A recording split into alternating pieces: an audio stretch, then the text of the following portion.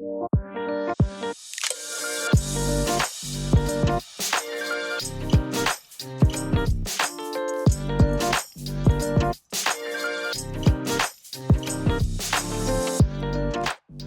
欢迎收看 SI Car 爱车去，我是小生，我又来啦。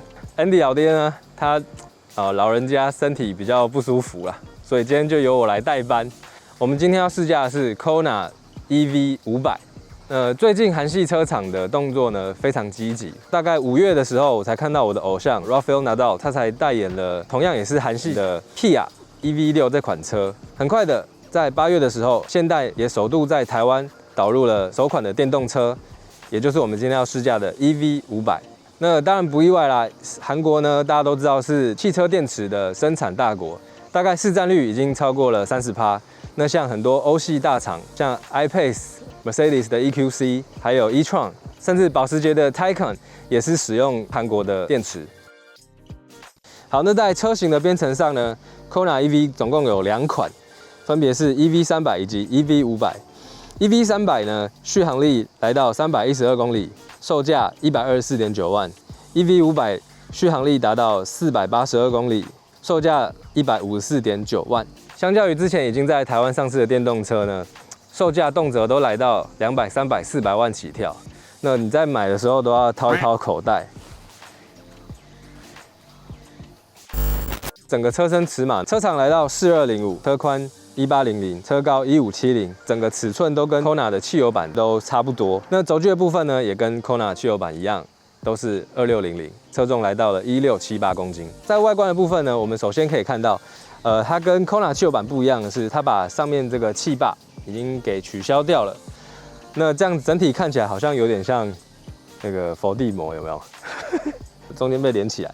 然后留一个下面的嘴巴，整个设计其实看起来蛮前卫的，因为它是分离式头灯的设计。那上方这边是日行灯以及方向灯，那下面呢则是远近光灯。车头我们可以看到这边充电孔的设计，那这边有交流的 J1772，那它也支援直流快充。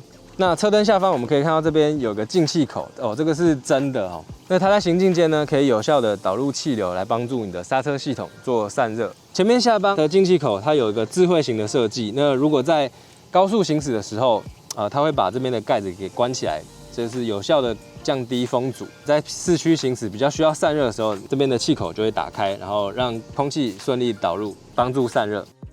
这车侧的部分呢，它旁边有做一个腰线斜斜这样往上的造型，然后车身有凸痛的设计。那它也配置了17寸的低风阻表面设计的轮圈哦，轮胎尺寸呢是215/55R17。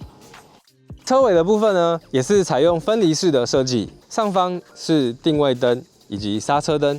那下方呢，则是方向灯、倒车灯，还有后雾灯。右方这边可以看到一个 Electric 名牌哦，证明它是电动车款。引擎盖打开，好，俗称的引擎啊，它现在电动。我们打开之后呢，我们可以发现它有一个充满仪式感的引擎覆盖，但是它没有引擎。这里面呢，它不像特斯拉或是 Taycan 设计了行李箱的空间，那它这边放了12伏的电池啊，然后冷却液啊。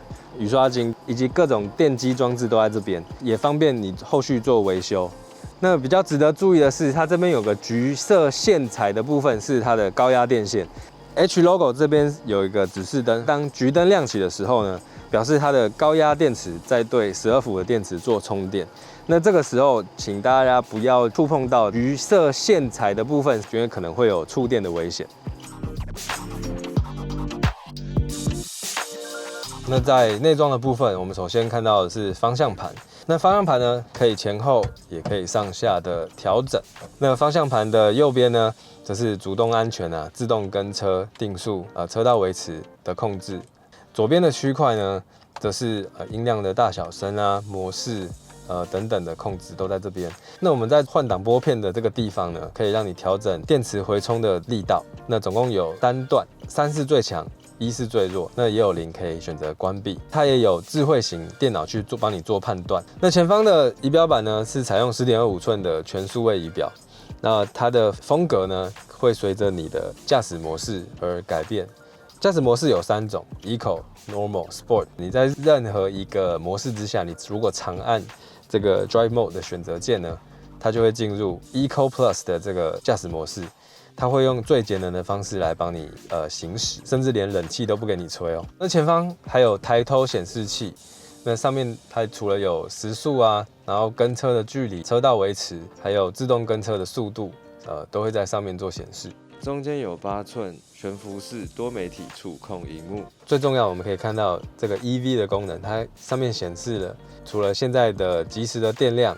然后这边有你这次行驶比油车减少了多少碳排放量。那它的这个控制系统呢，你也可以设定，譬如说，晚上的时候你才要充电，因为晚上离峰电量嘛比较便宜。回家的时候呢，你就把充电桩插头连接上，那你再设定半夜的时候再开始充电，这样子电费也会比较省。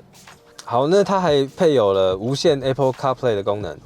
那萤幕的部分很可惜呢，只有全英文的界面。你如果达到倒档的时候，也是会有倒车显影的功能。